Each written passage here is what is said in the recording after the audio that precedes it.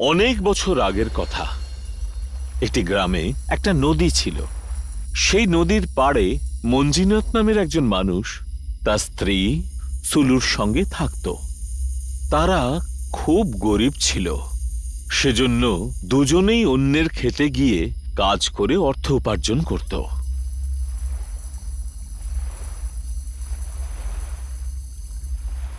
রোজকার মতন একদিন তারা কাজে যাওয়ার জন্য বাড়ি থেকে বেরোলো। যাওয়ার পথে সুলুর নজর হঠাৎ নদীর দিকে গেল। নদীর তীরের কাছে একটা ছোট গাছ ছিল, আর সেই গাছের সামনে যেন কিছু আটকে ছিল। আচ্ছা শোনো, ওই নদীতে কি ভেসে এসেছে? জলে আটকে আছে হয়তো। তারা দুজনেই সেটা দেখার জন্য সেই দিকে এগিয়ে গেল। যত তারা কাছে এগোতে লাগলো, তাদের নাকে বাজে দুর্গন্ধ এলো। আরে এই দুর্গন্ধ কোথা থেকে আসছে? হয়তো ওটার থেকেই আসছে। মানুষও না যা পায় তাই ফেলে নদীতে। দুজনেই সেই আটকানো জিনিসটির দিকে এগিয়ে গেল। সে জিনিস থেকে খুব দুর্গন্ধ বেরোচ্ছিল। মঞ্জিনাথ জিনিসটাকে টেনে পাড়ে তুলল। সেটা দুজনে দেখেই খুব ভয় পেয়ে গেল, কারণ জিনিসটার কিছু নয়। জিনিসটা ছিল একটা পচা গলা লাশ, যেটা নদীর স্রোতে ভেসে এখানে এসে পৌঁছেছে। এবারে আমরা কি করব? এটা তো একটা মৃতদেহ। হে ভগবান! আমাদের তাড়াতাড়ি পুলিশকে ফোন করতে হবে। কিছুক্ষণের মধ্যেই ওখানে একজন পুলিশ ইন্সপেক্টর এলেন। তারা দুজনেই ইন্সপেক্টরকে সেই লাশটি দেখালো। এই লাশটার ব্যাপারে তুমি কাউকে কিছু বলনি তো? না না সাহেব, আমি কাউকে বলিনি। কাউকে বলবেও না। আর একটা কথা ভালো করে কান খুলে শোনো, এই নদী দিয়ে এবার প্রতিদিন একটা করে লাশ ভেসে আসবে।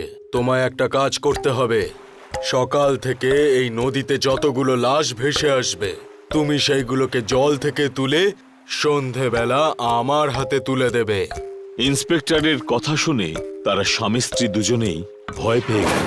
কিন্তু সাহেব, রোজ লাশ কেন আসবে? অত কথা তোমায় ভাবতে হবে না, শুধু যতটুকু বলা হচ্ছে ততটুকুই কাজ করো, কারণ এই কাজটা করার জন্য তুমি টাকাও পাবে। বলো, করবে? অর্থপ্রাপ্তির কথা শুনে মঞ্জিনাথ আর সুলু দুজনেই ভাবতে শুরু করলো। তবে শেষ পর্যন্ত তারা দুজনেই এই কাজটা করতে রাজি হলো। তারপর সেই দিন থেকে নদীর স্রোতে অনেক লাশ ভেসে আসতে লাগলো। আর তখন মঞ্জিনাথ আর সুলু দুজনে মিলে সেই লাশগুলো তীরে তুলত আর ইন্সপেক্টরের হাতে তুলে দিত। ইন্সপেক্টরও দিন প্রতি তাদের অর্থ দিয়ে সেই লাশগুলোকে নিয়ে চলে যেত। নদীতে ভেসে আসা লাশগুলো অত্যন্তই দুর্গন্ধযুক্ত হতো। একবার মঞ্জিনাথ আর সুলু একটা লাশকে নদীর থেকে তীরে তুলে আনছিল। তখন তার দুর্গন্ধে সুলুর মাথা ঘুরতে লাগলো, আর সে মাটিতে পড়ে গেল। মঞ্জিনাথ তাকে তুলে নিয়ে নিজেদের ঘরে গেল।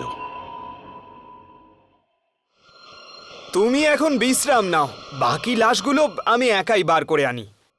সুলুকে বিশ্রাম করতে বলে সে বাকি লাশগুলো নদীর থেকে তোলবার জন্য নদীর তীরে গেল। মঞ্জিনাথ যখন আবার বাড়ি ফিরে এলো, দেখল সুলু ঘুমোচ্ছে। সে সুলুকে ঘুম থেকে ওঠালো। চলো আমরা বরং ডাক্তারের কাছে যাই। তোমার শরীরটা তো বেশ খারাপ হয়েছে। না, তুমি এখানেই থাকো, আমি একাই যেতে পারবো। যদি আরো মৃতদেহ আসে, তাহলে কাউকে তো এখানে থাকতে হবে। আমি চলে যাব। আমাদের গ্রামে তো কোনো ডাক্তার নেই। তোমাকে ডাক্তার দেখানোর জন্য অন্য কোনো গ্রামে যেতে হবে। পথ তো অনেকটা। কিচ্ছু হবে না, আমি চলে যাব। পরের দিন সুলু ডাক্তার দেখানোর জন্য বেরোলো, আর মঞ্জিনাথ নদীতে ভেসে আসা লাশগুলোকে একাই তুলতে লাগলো। কিছুক্ষণের মধ্যেই ওখানে ইন্সপেক্টর এসে উপস্থিত হলো। সাহেব, আজকে বড় তাড়াতাড়ি এসেছেন। হ্যাঁ, এমনিই চলে এলাম। এই কটা লাশ তুলেছো তুমি? সকাল থেকে 3টেই পেয়েছি। আচ্ছা আচ্ছা, ঠিক আছে। এ কথা বলার পরেই ইন্সপেক্টরের দৃষ্টি পড়ল নদীর জলে। দেখলো একটা লাশ ভেসে আসছে। আরে ওই দেখো, আরেকটা লাশ। যাও গিয়ে তুলে আনো ওটা। মঞ্জিনাথ নদীতে নামলো আর ওই লাশটিকে টানতে টানতে তীরে তুলল। টেনে নিয়ে এসে লাশটিকে পুলিশ ইন্সপেক্টরের সামনে রাখল। সে লাশ থেকে খুব দুর্গন্ধ বেরোচ্ছিল। ইন্সপেক্টর পা দিয়ে লাশটিকে চিৎ করে ফেলল। তখন তার মুখ দেখা গেল। মঞ্জিনাথ সেই লাশের মুখটা দেখে ভয় পেয়ে চমকে উঠল, কারণ লাশটা ছিল তার স্ত্রী সুলুর। তা দেখেই সে কাঁদতে লাগলো। আরে তুমি, কি করে হলো? ওর কি হয়েছে সাহেব, কি হয়েছে? তোমার বউ কোথায় গেছিল?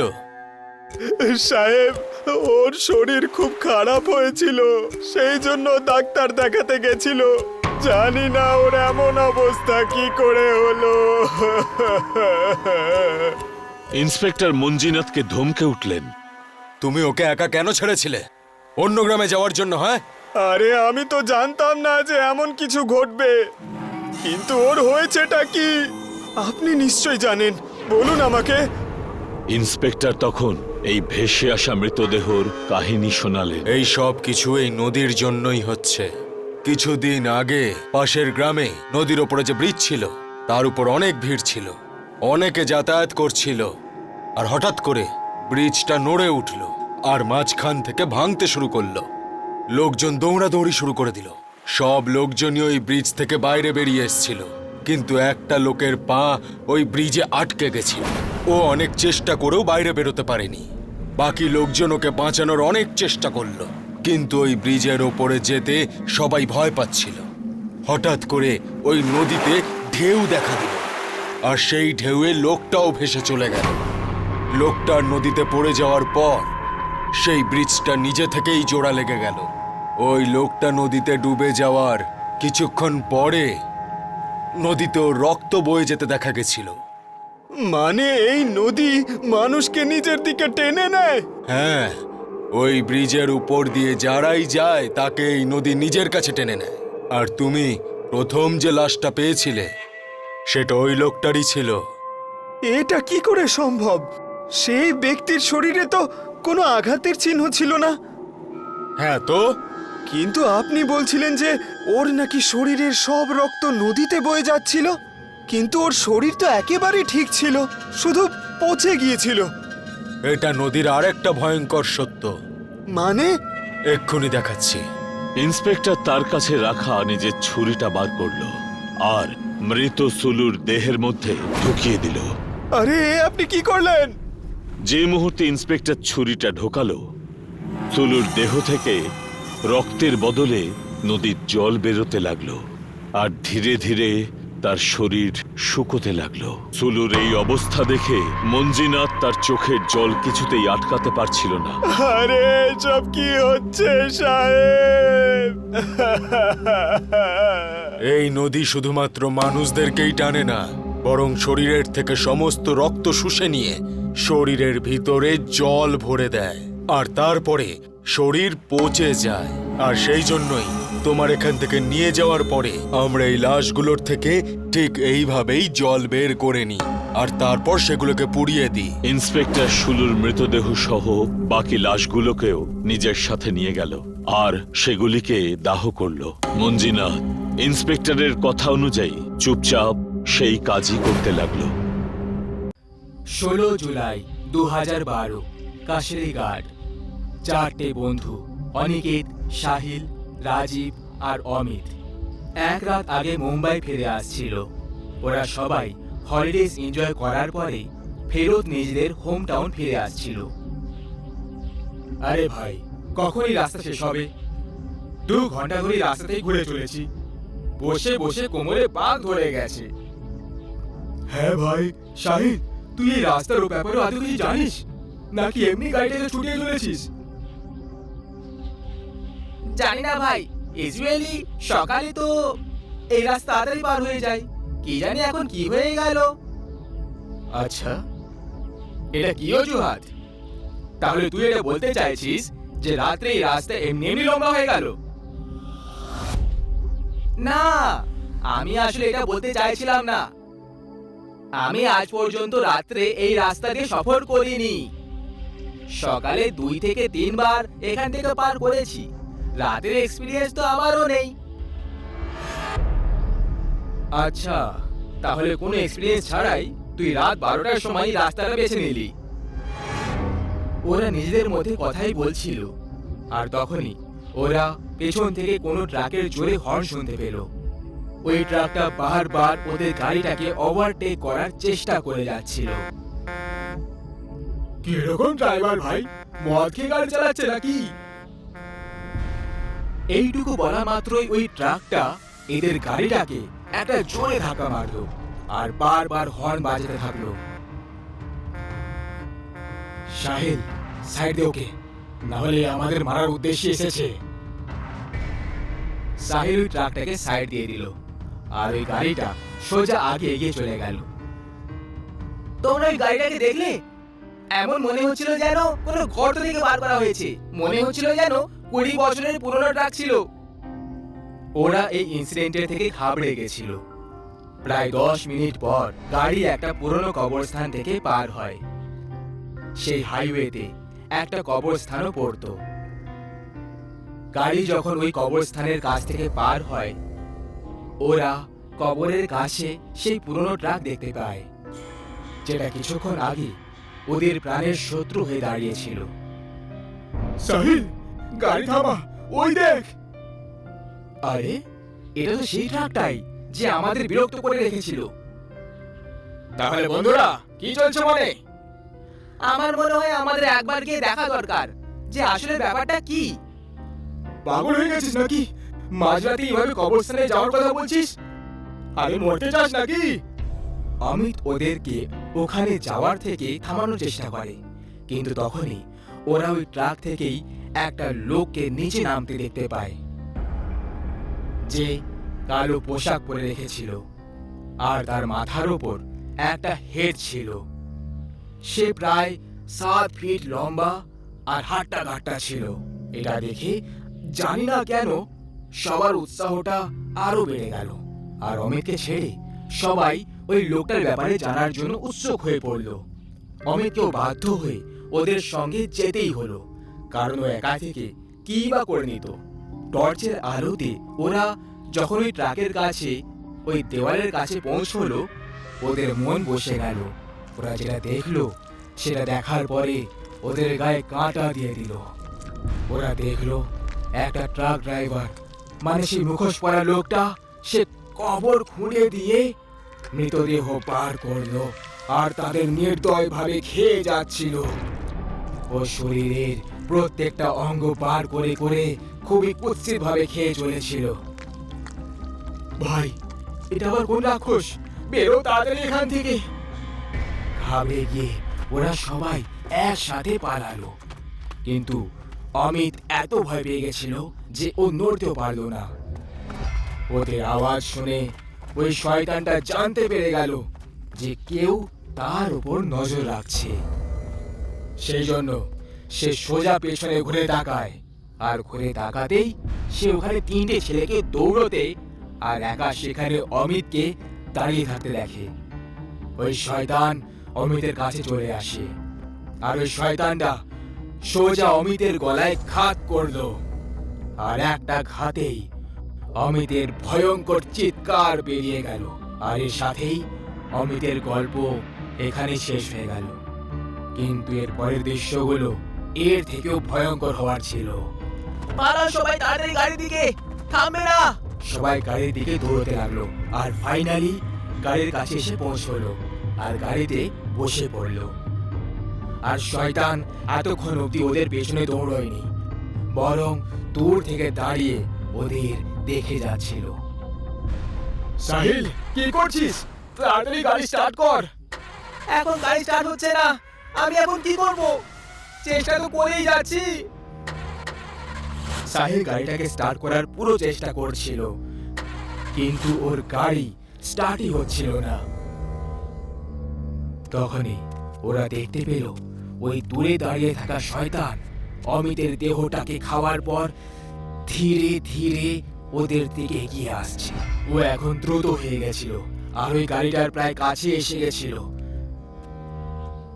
কিন্তু সৌভাগ্যক্রমে গাড়ি স্টার্ট হয়ে গেল আর দ্রুত গতিতে সাহিল গাড়িটাকে আগে এগিয়ে নিয়ে গেল। শয়তান এই তিনজনের পেছনে পড়ে গেছিল আর তখনই ও হাওয়ায় উড়ে গেল আর সোজা গাড়ির উপর ঝাঁপ দিয়ে দিল। আর অনিকেত জানলার বাইরে নিজের মাথা বার করলো এটা কনফার্ম করার জন্য যে এটা কি সেই শয়তানটাই। তখনই ওই শয়তানটা অনিকেতের মাথাটাকে নিজের ভারী তলোয়ার দিয়ে কেটে আলাদা করে দিল আর তার অর্ধেক কাটা শরীর গাড়ির মধ্যেই ছটফট করতে লাগলো। এটা দেখে গাড়িতে উপস্থিত সাহিল আর রাজীব দুজনে ভয় পেয়ে গেল আর প্রাণ বাঁচানোর জন্য চলন্ত গাড়ি থেকে ঝাঁপ দিয়ে দেয়। ওরা দুজন ঘাসের ময়দানে পড়ে যায়, যে কারণে ওদের কম আঘাত লাগলো। ওরা দুজন নিঃশ্বাস বন্ধ করে চুপচাপ শুয়ে পড়ে থাকে, কিন্তু ওদের ভয়টাকে ওই শয়তানটা অনুভব করে নেয়। আর তারপর সে রাজীবকে এক কোণে দেখতে পেয়ে যায়। ওই শয়তানটা লম্বা নখ আর নিজের ধারালো তরোয়াল দিয়ে রাজীবের উপর ঘাত করে দেয়, যে কারণে ওর ভয়ঙ্কর চিৎকার বের হয়ে গেল আর ওর গল্পটাও এখানেই শেষ হয়ে গেল। ওর মাথাটাও ধড় থেকে মাটিতে এসে পড়ে যায়। ওই শয়তানটা সাহিলকে দেখতে পায়নি আর সাহিলও রাজীবের মৃত্যুর সময় ওখান থেকে বেরিয়ে চলে গেছিল, যে কারণে ও বেঁচে পালিয়ে যায়। 16 ডিসেম্বর 2012 রাতে কাসেরিঘাট হাইওয়েতে যে ভয়ঙ্কর দুর্ঘটনা ওদের সঙ্গে ঘটল, সেটা থেকে সবাইকে এটা শিখে নেওয়া দরকার যে অন্ধকার রাতে ভূতেদের রাস্তা দিয়ে পার হওয়ার ফল কতটা মারাত্মক হতে পারে। কথায় বলে ওই ভূতের রাস্তার কাহিনীতে কোনো শয়তান আছে যে প্রত্যেক রাতে 12টা থেকে 3টের মধ্যে নিজের পুরনো মারাত্মক ট্রাকে বসে নিজের শিকারের পিছু করতে থাকে আর তাদেরকে মেরে কবরস্থানে দফন করে দেয়। পরের রাতে তাকে সেই কবর থেকেই বার করে তার শরীরের টুকরোগুলোকে খেতে থাকে, যে কারণে সে অমর থাকতে পারে। রুদ্র একটা 25 বছরের ছেলে যে মুম্বাইতে গ্রাম থেকে পড়ার জন্য এসেছিল। এখন একটা ভালো চাকরি করে আর ওর মা বাবাকে প্রত্যেক মাসে টাকা পাঠায়। এক রাতে রুদ্র নিজের জব থেকে বেরিয়ে বাইকে চেপে ঘরে যাচ্ছিল আর মাঝখানে একটা বিড়াল চলে এলো রাস্তার ওপরে। রুদ্র ওই বিড়ালটাকে দেখে অবাক হয়ে গেল আর ও বাইকটাকে সামলাতে পারলো না আর বাইক স্কিড হয়ে গেল।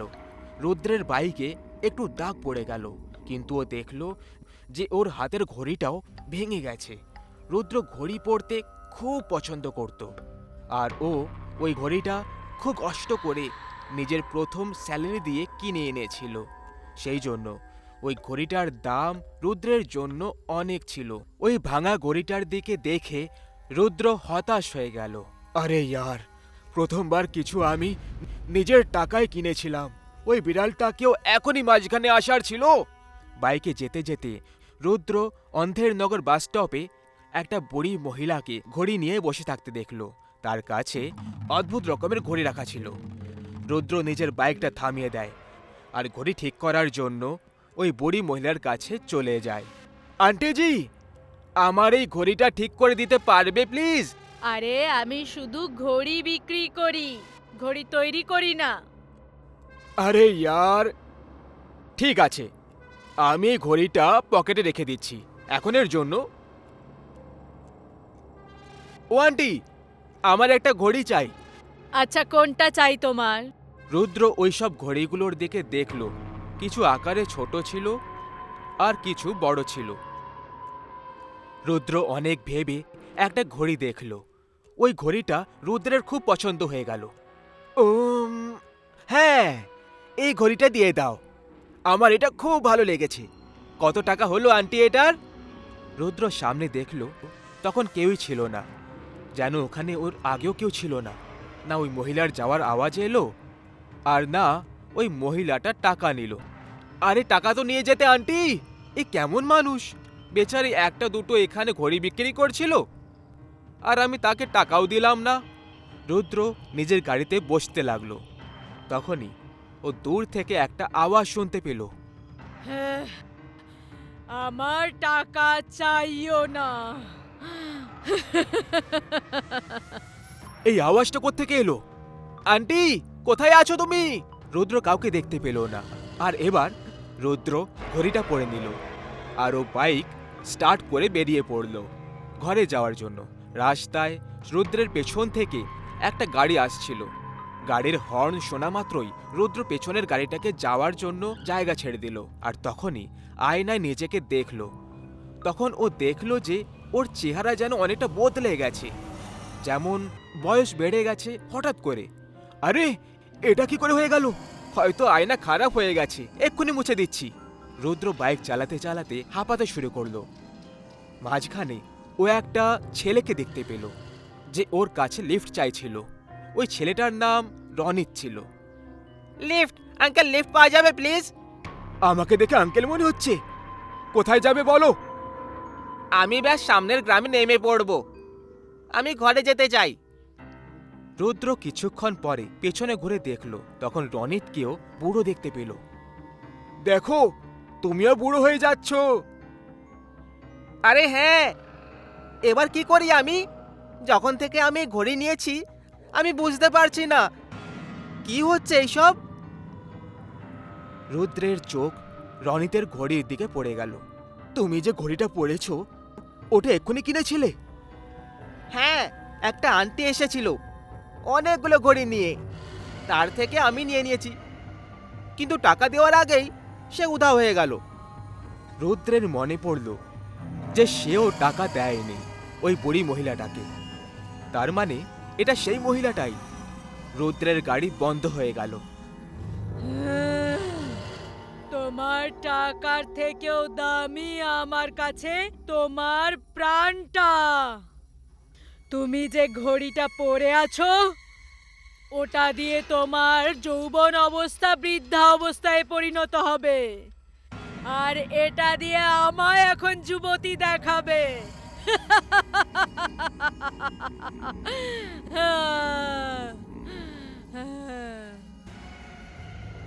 ওই বুড়ি মহিলা রুদ্র রনিতের সামনে চলে আসে। ডাইনি নিজের ঘোমটা সরিয়ে দিল আর জোরে জোরে হাসতে শুরু করলো। তুমি একটা ভূত! আমি বুঝে গেছিলাম যেন অদ্ভুত কিছু একটা হচ্ছে। আমি নিজের ঘড়িটা এক্ষুনি হাত থেকে খুলে ভেঙে দিচ্ছি, তারপর এই দেখো। রুদ্র ঘড়ি খুলতে লাগলো, কিন্তু ঘড়িটা খুলল না। রুদ্র দাঁত দিয়ে ঘড়ি খোলার চেষ্টা করতে লাগলো, কিন্তু ওর দাঁতও দুর্বল হয়ে গেছিল বয়স হয়ে যাওয়ার কারণে। রনিত দাঁত দিয়ে ঘড়ি খোলার চেষ্টা করতে লাগলো, কিন্তু রনিতের দাঁত শেষে ভেঙে গেল। হে ভগবান, এটা কি হয়ে গেল? এখনো তো আমার অর্ধেক বয়সও হয়নি, আর এক্ষুনি আমার দাঁত ভেঙে দিলে। রনিত কাঁদতে শুরু করলো। ওই ডাইনি ওই দুজনের প্রাণ নিজের মধ্যে প্রবেশ করাতে লাগলো। দুজনেই জোরে চিৎকার করছিল। তখনই ওখানে একজন তান্ত্রিক চলে আসে, আর সে নিজের ঝুলি থেকে কিছু ছাই উড়িয়ে ওই ডাইনির ওপর ছুঁড়ে দেয়।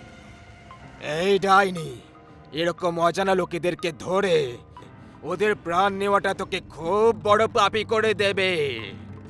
তুই একটা ঘোর পাপী। এ তুই কি করছিস তান্ত্রিক? তোকে এর ফল ভুগতে হবে।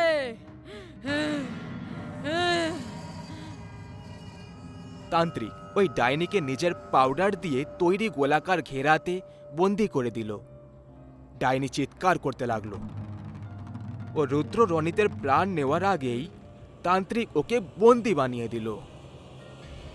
ধন্যবাদ সাধু বাবা। হ্যাঁ, ধন্যবাদ সাধু বাবা। এই ডাইনি কোনো সাধারণ ডাইনি নয়। মানে ওই গ্রামের সব থেকে মহান ঘড়ি তৈরি করত তার স্ত্রী ছিল, যে 100 বছর আগে এখানে বসবাস করত। রানী তার স্বামী অমিতের সঙ্গে সুখে জীবন কাটাচ্ছিল, কিন্তু একদিন ওর স্বামী এমন একটা কল্পনা করল যে সে তার ঘড়ি বানানোর কাজে নিজের পুরো জীবন সমর্পিত করে দিল। অমিত এমন একটা ঘড়ি তৈরি করতে চেয়েছিল যেটা বুড়ো লোকেদেরকে যুবক করে দেবে আর যুবকদেরকে বুড়ো। একদিন অমিত তার বাড়ির বাইরে একটা লোককে দেখেছিল। ওই লোকটা আত্মহত্যা করতে যাচ্ছিল। অমিতের ঘরের বাইরে গাড়ি এলো খুব জোরে, আর ওই লোকটার উপর দিয়ে চালাতেই যাচ্ছিল। তখন অমিত চিল্লিয়ে উঠল, আরে ভাই, যদি তুমি আত্মহত্যা করতে চাও তাহলে ঘরে গিয়ে গলায় দড়ি দিয়ে দাও। বেঁচে থাকতে ভালো লাগছে না নাকি? আরে বাবু, আপনাকে আর কি বলি, বেতন ঠিক সময় তো পাই না, আর কাজ করতে যেতে হয়। এখন আমার বিয়ে ঠিক হয়েছে, আমি কি করে সুখে রাখবো আমার স্ত্রীকে? আমার অবস্থা এরকম, মা আর বাবাও মারা গেছে কয়েক বছর আগেই। আমি কি করে বেঁচে থাকবো? তোমার কি বুড়ো হয়ে মরাটা ভালো লাগবে? হ্যাঁ, অবশ্যই। ঠিক আছে, এই ঘড়িটা পড়ো আর কিছুক্ষণের জন্য ঘুমিয়ে পড়ো। ওই লোকটা ঘুমিয়ে পড়ল আর উঠে দেখল যে সে বুড়ো বয়সে পৌঁছে গেছে। তুমি এটা কি করলে? আমি নিজেকে এভাবে দেখতে চাই না। তুমি তো বলেছিলে তুমি এভাবেই থাকতে চাও। আমি এখন আত্মহত্যা করতে চাই, এইভাবে বেঁচে থাকতে চাই না আমি। আর তোমার স্ত্রী আর তুমিও কখনো সুখে থাকতে পারবে না। ওই লোকটার অভিশাপ অমিত আর তার স্ত্রী রানীর ওপর লেগে গেল, আর ওরা দুজন কখনো সাথে থাকতে পারতো না।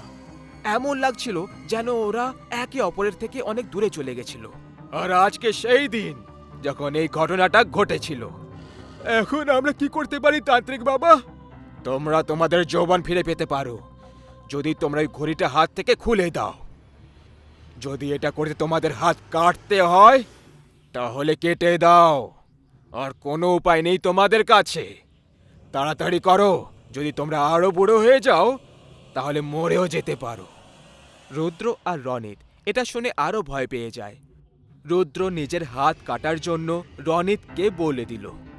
রনিত রুদ্রের হাত কেটে দিল, আর যখনই হাতটা কেটে দিল ওই ঘড়িটা হাত থেকে খুলে গেল। রনিত রুদ্রকে নিজের হাত কেটে দিতে বলল। রনিত নিজের একটা হাত দিয়ে রুদ্রের হাত কেটে দিল, আর ওর ও ঘড়িটা হাত থেকে খুলে গেল। দুজনের শরীর থেকে রক্ত ঝরতে লাগলো, কিন্তু তান্ত্রিক ওই দুজনের হাতে একটা কাপড় বেঁধে দিল, যে কারণে রক্ত বেরোনো বন্ধ হয়ে গেল। দুজনের প্রাণ বাঁচানোর জন্য তাকে এইসব করতে হলো। তান্ত্রিক ওই ঘড়িগুলো নিয়ে পুড়িয়ে দিল, আর যখনই ঘড়িগুলো পুড়তে লাগলো ডাইনির শরীরেও আগুন লেগে যেতে লাগলো, কারণ ডাইনির আত্মাটাও এবার শেষে মুক্তি পেয়ে গেল।